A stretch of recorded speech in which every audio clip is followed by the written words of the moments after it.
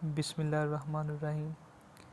पहले हम बात कर चुके हैं बाईमोलिक्यूलर जो कोलिजन थ्योरी की, उसमें दो मोलिक्यूल इन्वॉल्व होते हैं। आज हम पढ़ते हैं यूनिमोलिक्यूलर रिएक्शन। उसमें collision theory of unimolecular reaction में अब नाम से पता चल रहा है कि यूनी यानी इसमें एक मॉलिक्यूल इन्वॉल्व होने, इसको लिंडमैन मैकेनिज़्म भी कहते हैं यूनिमोलिक्यूलर रिएक्शन को। अब सवाल पैदा ये होता है कि जो था बाई मॉलिक्यूलर, उसमें तो दो मॉलिक्यूलर इन्वॉल्व थे, वो आपस में कोलाइड करके एक्टिवेट हो जाते थे। अब इसमें वो एक्टिवेशन कैसे लाएंगे? तो जो लिंडमैन था उसने कहा था कि आप वेसल लें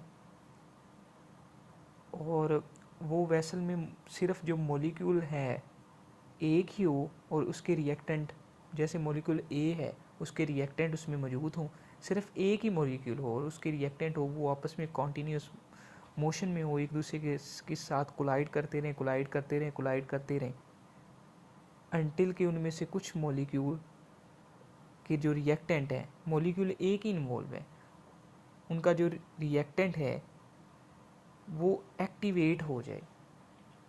तो इस तरह उसने हाइपोथेसिस दिया अपना।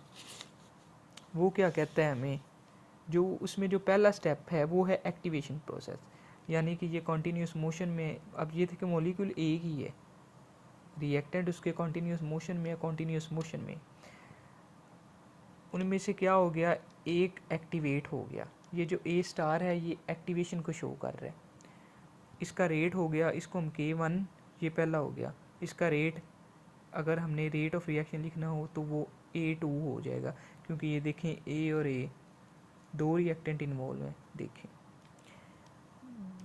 अब जब ये एक्टिवेट हो गया है तो दो पॉसिबिलिटीज़ हैं, या तो ये अपनी एनर्जी ट्रांसफ़र कर देगा और ख़ुद हो जाएगा इनएक्टिवेट, या डिकम्पोज हो जाएगा प्रोडक्ट में।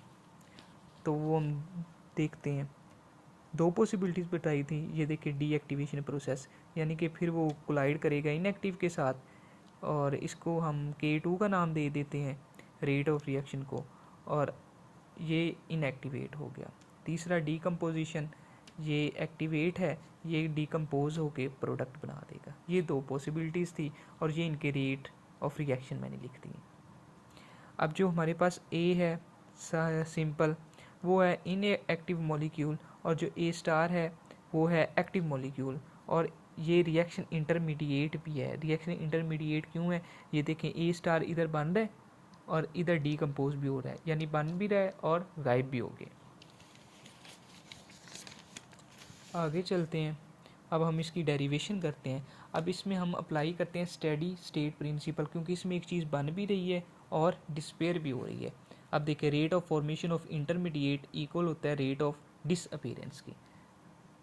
ए स्टार क्या है, रिएक्शन इंटरमीडिएट है, बन भी रहा है जा भी रहा है, तो इसके अकॉर्डिंग ये देखें रेट ऑफ फॉर्मेशन हो रही है, रेट ऑफ डिसअपीयरेंस, ठीक है, वो हमने वैसे ही राइट कर दिया है। अब देखें गौर करें, इनमें जो हमारे पास ए स्टार है वो है कॉमन, वो कॉमन ले लिया, ये वैसे का वैसा आ गया। ए स्टार इधर रख दिया, ये चीज़ इसके साथ मल्टीप्लाई हो रही है, उधर जाके डिवाइड हो जाएगी। ये हमारे पास इक्वेशन 1 आ गई। अच्छा, अब हम ए स्टार की वैल्यू, अब ए स्टार क्या है, ए स्टार हमने पीछे भी लिखा था, वो डिकम्पोज होगा प्रोडक्ट में, तो K3 आ गया हमारे पास। अब मोर कंसनट्रेशन होगी तो उसका मतलब क्या होगा, रिएक्टेंट ज़्यादा कन्वर्ट प्रोडक्ट में होंगे। तो बोल्ट्जमैन डिस्ट्रीब्यूशन के अकॉर्डिंग ये dA/dt is equal to K3 A star. अब हमारे पास इसकी वैल्यू होगी, ये K3 भी इसके साथ है, ये देखिए हमने इसकी जगह ये वैल्यू पुट कर दी, ये K3 इधर आ गया